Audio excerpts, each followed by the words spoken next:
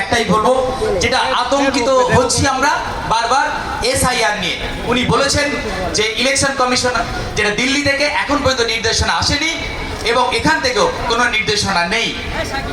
আমরা যেটা বলেছি, আমার সঙ্গে ছিলেন ইমতিয়াজ ভাই এবং সাজাতে পারবেন এবং আমাদের প্রতিনিধি দল, তাদেরকে আশ্বাস দিয়েছেন যে আমরা কোনোভাবেই কারো ভোটার লিস্ট থেকে বৈধ ভোটারকে বাদ দেব না, এই প্রতিশ্রুতি তারা দিয়েছেন।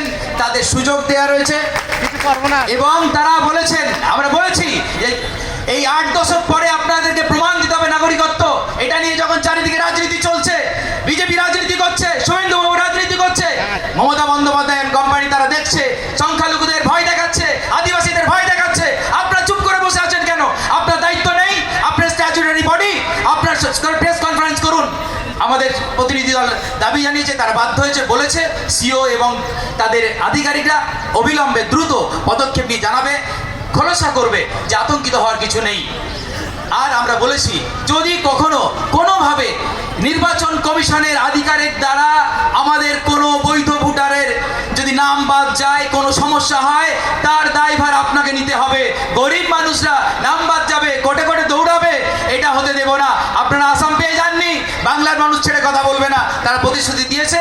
আমরা অ্যাসিস্ট করি, আমাদের নির্বাচন দপ্তর, ইলেকশন যেটা ডিপার্টমেন্ট আছে, ইআরও আছে, ডিস্ট্রিক্টে দপ্তর আছে, আপনারা সেখানে যাবেন। আমি এই কনস্টিটিউশন প্রোটেকশন ফোরামকে বলবো, এই ফোরাম আছে, আপনারা ঘাবড়াবেন না। বলেছে এই কলকাতার বুকেও যে রাজ্য নির্বাচন দপ্তর আছে, সেখানেও প্রতিনিধি দল যেতে পারবে। আর কয়েকটা ব্যাপার বলেছেন, যে যারা মাইগ্রেন্ট লেবার বা যারা ভিন রাজ্যে কাজ করছে, সে ব্যাপারেও আমরা একটা সমাধান সূত্র চেয়েছি, যে ভিন রাজ্যে থাকছে, আপনারা হঠাৎ করে নোটিশ দেবেন, এটা বলেছে না, আমরা সময় দেব, তাকে হিয়ারিং করার সুযোগ দেব।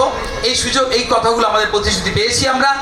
এবং আমরা আরও একটা কথা বলেছি, যে ন্যাশনাল পার্টি ওই বিজেপি থাকবে আর তৃণমূল থাকবে, আর আপনারা অল পার্টি নাম দিয়ে আপনারা কারো নাম বাদ দেবেন, এটা হতে দেব না। আমরা বলেছি যে যারা রেজিস্টার্ড পলিটিক্যাল পার্টি বা বিভিন্ন সোশ্যাল অর্গানাইজেশন, এই কনস্টিটিউশন প্রোটেকশন ফোরাম, এদেরও প্রতিনিধি যেন অংশগ্রহণ করতে পারে, যে হ্যাঁ আমরাও আমাদের জনগণের জন্য কথা বলবো। গণতন্ত্র মানে কি? তুমি লাট সাহেব বসে থাকবে আর আমার নাম কেটে বাদ দেবে, আমি তোমাকে ভোট দিয়ে জিতিয়েছি, এই সুযোগটা আমরা জানি যে ওরা দিতে চাইবে না। আইনের কচকচানি দেখাচ্ছে না, আইনে লেখা নেই। ভাই, আইনটা কার জন্য? বলে ইলেকশন কমিশনের আইন আছে। আমরা বলেছি আইন তো জনগণের জন্য। আমাদের বারবার একটাই বক্তব্য ফুটে উঠেছে, যে আমাদের পূর্বপুরুষরা রক্ত দিয়ে এই দেশকে স্বাধীন করেছে, আমরা তাদের উত্তরসূরি, আর আপনারা আমাদের বাদ দেবেন, বেনাগরিক করবেন, এটা হতে দেব না। প্রতিশ্রুতি পেয়েছি। আমি আবার একবার ধন্যবাদ দেব এই প্ল্যাটফর্মকে। শুধু একটা প্রতিশ্রুতি দিতে হবে, যে যেভাবে এই ওয়াকাফ আইনের বাতিলের দাবিতে আন্দোলন হওয়ার ফলে এখনো আজকে 150 দিন হতে চলছে, জেলে আছে, অনেকজন কেস খেয়েছে, ভাইজানরা এবং প্রতিনিধিরা, নেতারা মার খাচ্ছেন, পথে নেমে আছে।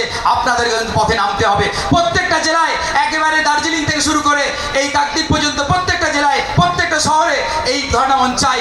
আমরা চাই যে স্বতঃস্ফূর্তভাবে পথে নামুক। এই দিল্লিকে বুঝিয়ে দেবে যেভাবে এনআরসি আটকানো গেছে, এই ওয়াকাফ আইন প্রত্যাহার করা যাবে।